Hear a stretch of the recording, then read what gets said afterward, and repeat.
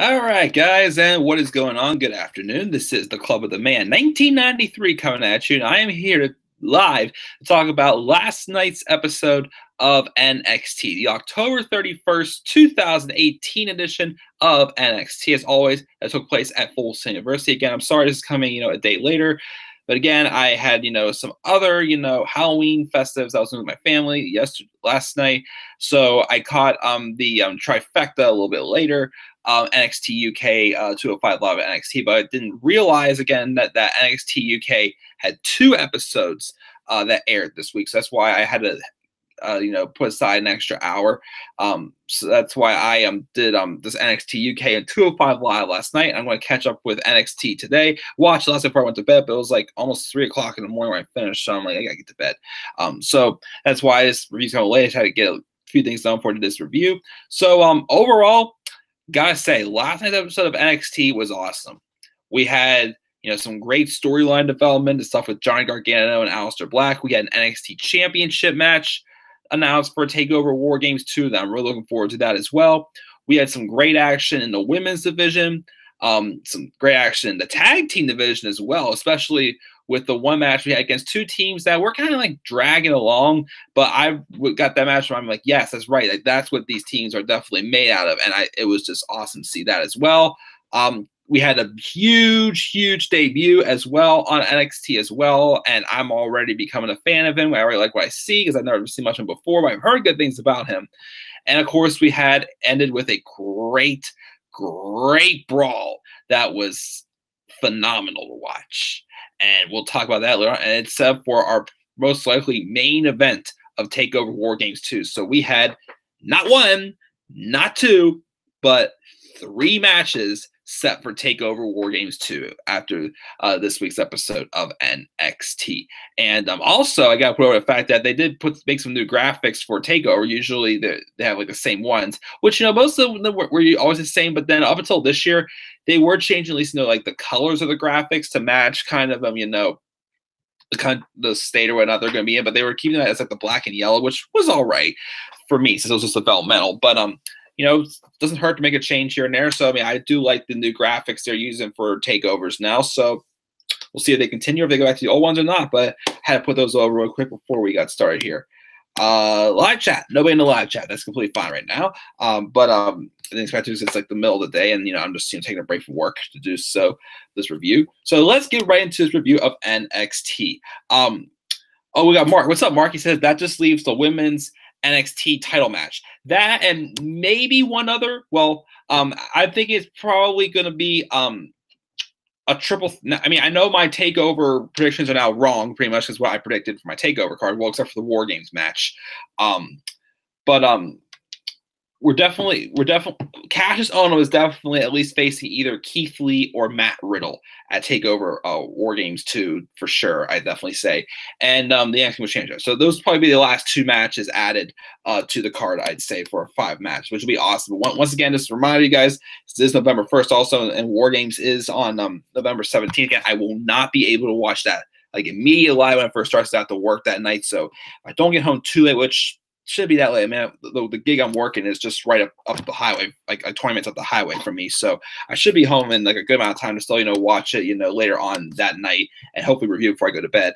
And then Survivor Series, again, I'm not sure if I'm watching it here or at my friend's house. But either way, that's the plan for Survivor Series weekend for me. But thank you for joining me live, Mark. Let's get started with this review. Then I get back to getting some work done.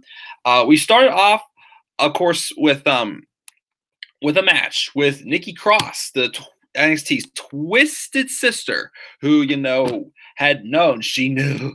I know. She knew who it was, and she knew that it was Johnny Gargano who attacked Aleister Black. But she was kicked off with a match against Mae Young Classic competitor Mercedes Martinez, who, I kind of was a person I kind of wish would stick around and do some work in NXT, but I don't think I haven't heard any signs yet for staying yet. I know like Matt Riddle, Mae Young Classic competitors are staying for sure. Are Toni Storm, Isla Dawn, Rhea Ripley, and a few others. I know they're going to NXT UK. Mia Yim I think Io Shirai also is going to be staying with NXT and whatnot. So, I mean, it'd be nice if Mercedes Martinez stay, but she may be just going back to the independent. Oh, Deonna Purrazzo also staying with NXT, which, yes, I love Deonna Purrazzo. Anyways, well, but we had Nikki Cross taking on Mercedes Martinez, which I thought was a pretty good women's match. I do like the back and forth action. Mercedes Martinez brought the fight to Nikki Cross. Nikki Cross using her craziness and her quickness also to her advantage as well. And there was a time like towards the end of the match that I liked was Mercedes Martinez literally hit several like suplexes on Nikki Cross, and it looked like anyone else they would probably be down. But like it was emphasized in the feud that Nikki Cross had with Shayna Baszler, Nikki Cross loves pain. And was also sick about this match was there was a time where she got a little bit of a cut on the side of her face right here, giving her a little blood. Let me tell you something. Nikki Cross with some blood on her like makes her character just that much like this much more interesting. I mean, it already is like very interesting, but it makes it even more, unique when she has blood on her. Like someone could easily dress up as like Nikki Cross with a blood mask on or something like that for Halloween, and it would be epic. Actually, I'm not gonna dress up as Nikki Cross next year for Halloween, because I dressed up as Ed this year from Ed, Edd n Eddy. But yeah, I thought it was a very good back and forth match. Again, like making Mercedes Martinez looking dominating as she did, especially in her match against Meiko Satomura in the Mae Young Classic. It's probably again one of the better matches. Again, still the best match to me was definitely Meiko and Tony for sure. Was definitely my match of the tournament. But Nikki Cross does overcome the pain because that's what she loves. She loves pain, and she beats Mercedes Martinez by hitting the Purge, that Fisherman's neck breaker on her. After the match, Mercedes Martinez gets in and Nikki Cross stares down Mercedes Martinez, kind of like being Nikki Cross' way of signing respect, because Nikki Cross doesn't really shake people's hands. She just gives them craziness. But Nikki is just like, smiling, laughing at her. And Nikki Cross is saying, that was fun. That was fun. And it was honestly a fun match. It would make sense for Nikki to say that instead of saying good match. It would more so just like, that was fun. That's her sign of showing respect to Mercedes Martinez. And Mercedes just smiles about it and she rolls out of the ring. But then we hear the crowds get a little louder. Out came Mrs. Wrestling herself, Candice LeRae. Let me tell you something though, Johnny. Your wife knows how to look good in black, because she had a whole different look to her. I'm thinking if they were to turn Candice LeRae heel, since they've seemingly somewhat turned Johnny Gargano heel by again, I still can't. I'll say short that I still can't see it. I don't consider him yet a full-fledged heel yet. But if they were going to turn Candice LeRae heel, they already got a great start to look. Candice came out in this gorgeous black outfit with a little bit of a different hairstyle a little bit, and this black lipstick. Kind of reminded me how Emma looked when she first turned heel. And I'm just like, holy hell. Like if you're going to join your husband on the dark side, you already got the look going and everything. You just got to get the attitude.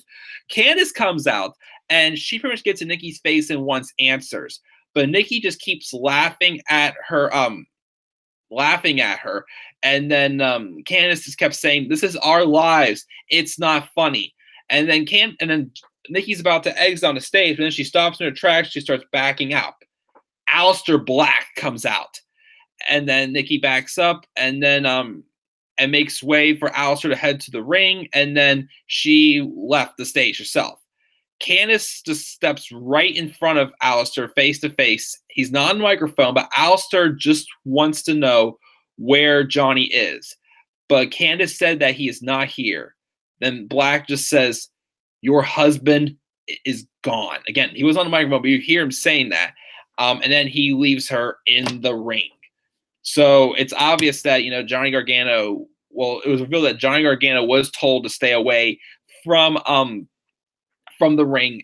I mean, from the show tonight, as Regal told him backstage that Candice was right, that Johnny is not there. He told him to stay away, but Aleister will get a one-on-one match with him at TakeOver War Games 2, which I think will be awesome. We've seen them when they're supposed to have a match for the championship earlier this year.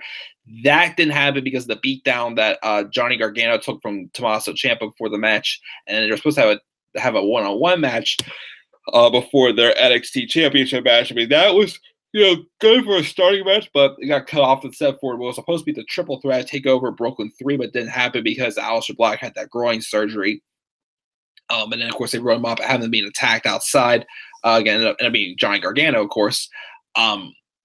So we get to probably see a full-on one-on-one match between the two of them, which I think will definitely be a show stealer. Definitely would be an awesome match in the Announcement for TakeOver War Games 2 on top of the other matches we're getting. Regal also said in the interview that he was with Kathy Kelly that he was also going to have Tommaso Ciampa defend against Velveteen Dream as well. But after, of course, Aleister Black was told that he's going to have his match, he tells Regal the same thing he told Candice, that Johnny's career will fade to black. And before that though, since I want to keep that together, we then had a match against two teams that I felt were kind of like falling a little bit off the radar for a while.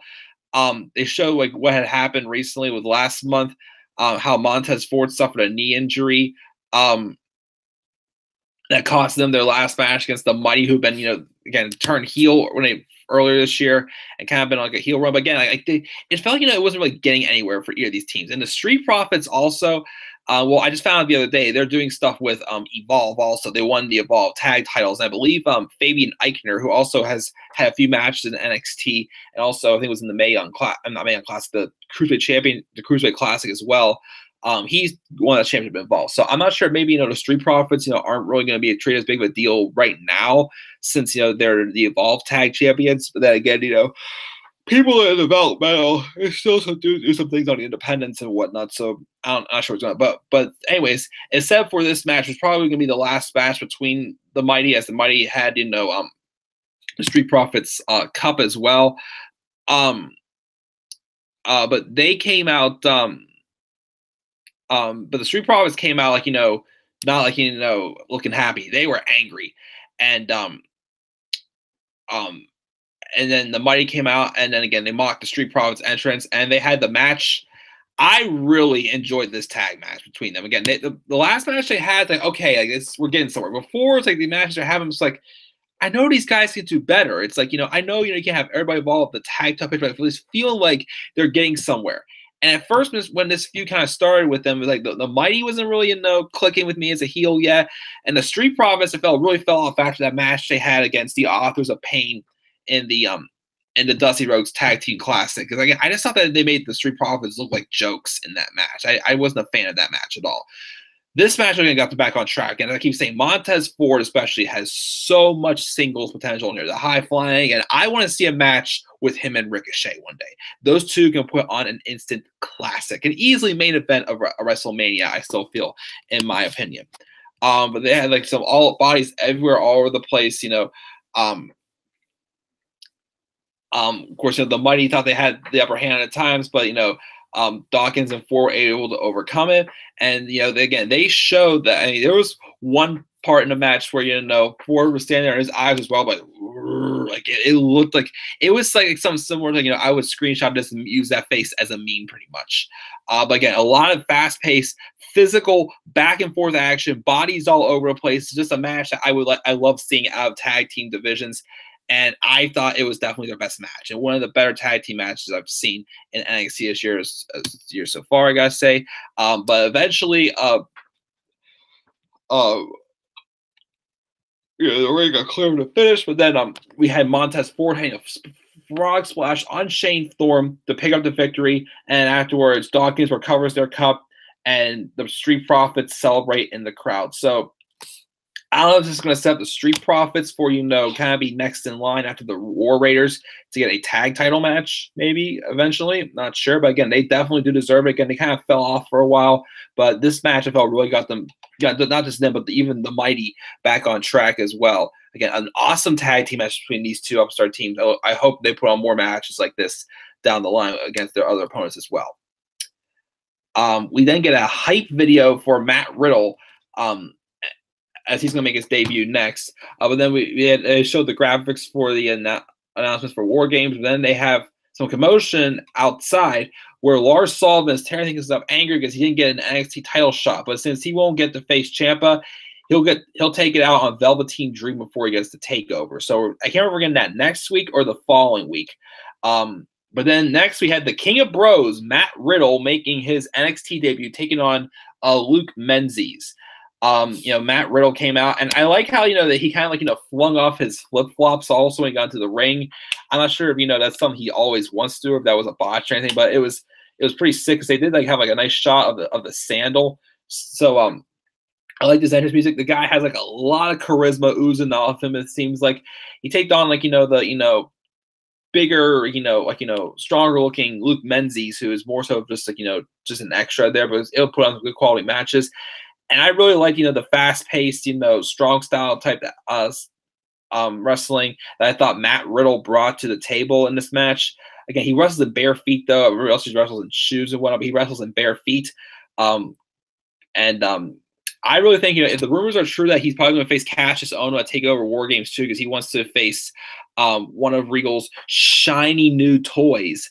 I think him and Ohno, especially, I could see them putting on a great match. I see even though Ohno's the bigger, knockout artist, Matt Riddle to me seems like the type of guy who could easily, mesh well with anyone's style. So he's definitely a future NXT champion, and I look forward to seeing when that day comes. I don't know when it's going to be. It'll be something next year for sure, but I think he has a bright future in NXT. He wins with the Bro Mission. It's a submission he put on Menzies. He's going to tap out.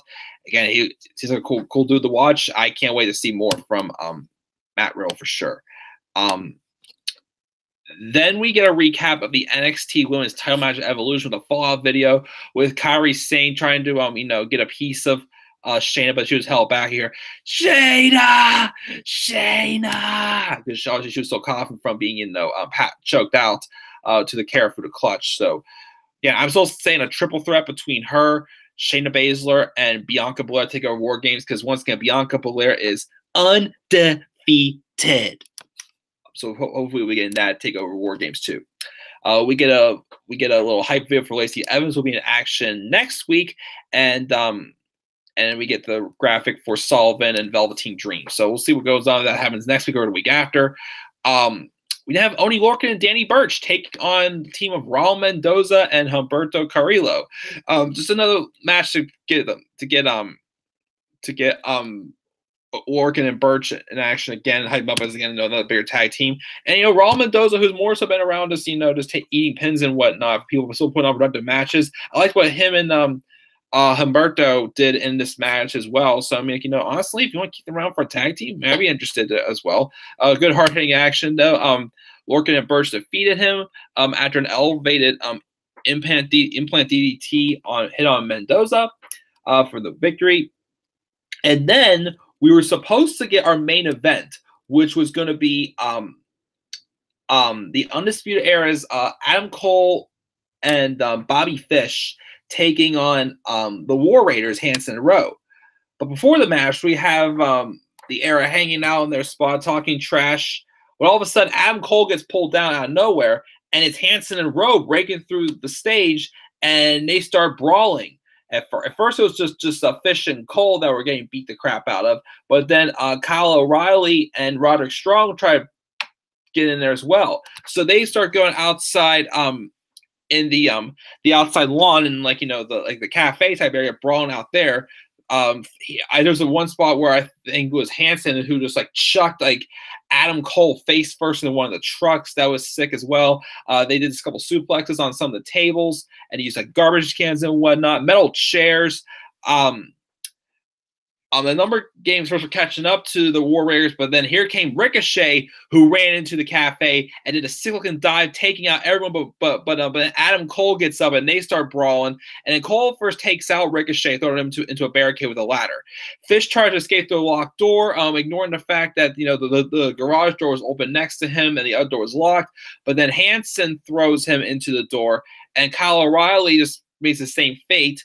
And then we see Hanson Rowe brawling.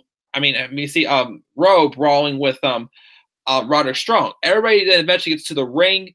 Cole regains the advantage to his side with a few chair shots to Rowan's knee. Looks like taking him out, and the beatdown continues on as Ricochet wasn't out there yet. But then out came the Bruiserweight Pete Dunne, who had a chair in his hand, and he started ripping through the Undisputed Era as well. Then Ricochet came back, and he cleared out the ring as well. And then bodies are down. Edward, this has been a great epic brawl that I've enjoyed. Just teasing the fact that these 8 are literally going to war. And what does that lead? It leads to General Manager Rios coming out saying this is not how this is going to go down, but it's going to go down at TakeOver, where they're going to settle it inside of War Games. And of course, the baby faces of the War Raiders, Dunne and Ricochet, who have all had their issues, the Undisputed Era as of late, and then Undisputed Era are just, shocked, like, no way, this can't be happening to us and whatnot.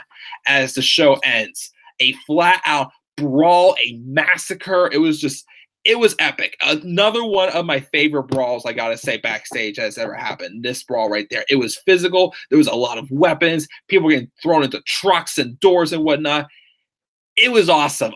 I loved it, and it's making me more excited now. As saying this is probably our main event for TakeOver War Games 2. It's going to be this War Games match where Undisputed Era won the War Games match last year against Sanity and the team of AOP and Roderick Strong, and what's going to happen this year when it's 8-on-8. Not sure how it's going to work out since there's not 3 teams like there was last year, so we'll see what they do in the last 2 episodes building up to War Games 2. But, man, again, 3 matches set tonight. Aleister Black and Johnny Gargano, which is going to be awesome. Velveteen Dream and Tommaso Ciampa, which will be awesome as well. And now the War Games match with the team of the War Raiders, Hanson Rowe, Pete Dunne, and Ricochet taking on the 4 members of the Undisputed Era. This is going to be an awesome, awesome War Games match. I think it'll be able to top off last year's. Last year's War Games match was great as well, especially with, Killian Dane, being like the star of that match, I felt. This match is going to be awesome as well. Can't wait to see it. We got about 2 weeks, a little over 2 weeks till that happens. But that's fine with me. I cannot wait, though. But, guys, that is it for this episode of NXT. We had some great wrestling matches, again, with the women's match, the tag match with the Mighty and the Street Profits, the announcements as well. Even the matches for Matt Riddle and Oni Lorcan and Danny Burch, did their job great. And that brawl at the end was awesome, except for the War Games match.